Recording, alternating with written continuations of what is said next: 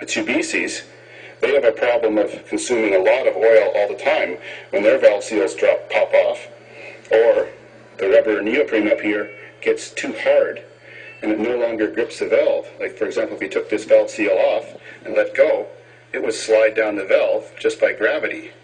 So I would say that's a very common problem with a lot of modern cars, especially Mitsubishis of the 1980s.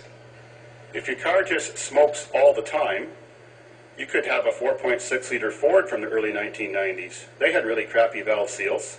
They're old rear-wheel drive Fords, and they did that too, not just Mitsubishis. But also it could be bad rings. The thing that wrecks rings the worst is no air filter on your car, or a defective air filter so dust gets in, or extremely overheating your engine at one point in time. Vehicles like that will continuously smoke, and even smoke more when accelerating. Another reason why engines can consume a lot of oil and smoke a lot is broken upper compression rings. On worn and tired engines, every engine forms an unworn ridge here. So it's worn here, and there's a ridge of unworn, and you can feel it with your fingernail. Well, that's called the wear ridge.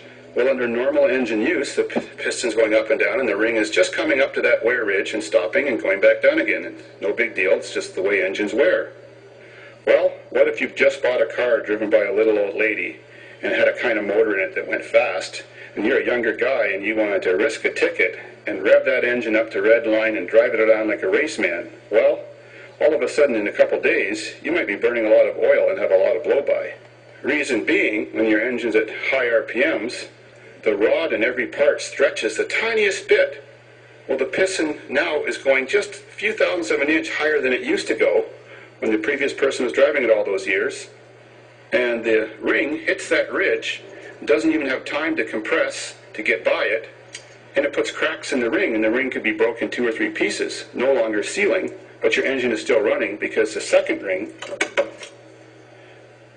right there is still working, but you would have lower compression, and you'll definitely have a lot of blow-by.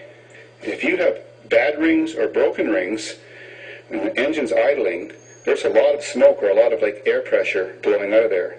And that's not a coke nail, that's a redneck nose picker. Anyways, if you have constant stream of gases coming out of there, like more so than normal, that means all your rings are bad, or all broken, or few of them broken. But if it's coming out like puff, puff, puff, puff, puff, puff, that means you've got one broken ring, one cylinder, or one scored cylinder, or one damaged piston, or one cracked piston. So it gives you an idea that you maybe don't have to rebuild your whole engine. On engines with the O-ring slinger type valve seals, they often get very hard when the motor gets old and tired, like usually over 20 years old, and they just break.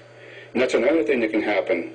A new person starts driving that car and starts revving it high, and those valves are slamming up and down at a much higher rate than they're used to.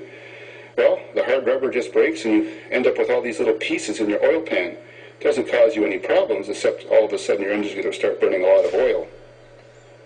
It is possible to change the valve seals on most engines without taking off the heads. This is one of the type of tools you can use. It clamps down and squishes the valve retaining cap down, and you can remove the keepers. First thing you got to do is make a special tool that screws into your spark plug hole to blow compressed air in there so the valve does not fall down when you take the spring off of it.